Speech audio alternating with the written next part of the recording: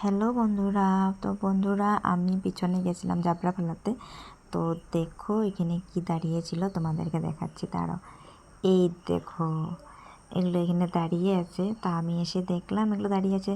তো আমি তোর ভিতরে গেছি, মোবাইলটা নিয়ে এসে ভাবলাম তোমাদের সাথে একটু শেয়ার করি।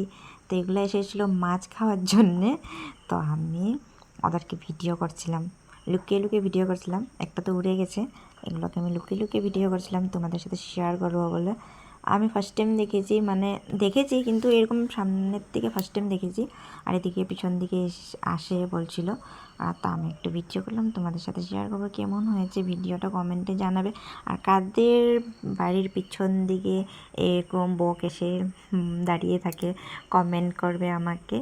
তো দেখো সাদা কালা বকগুলো, আমি তো সাদা দেখেছি, এরকম কালা সাদা দেখিনি।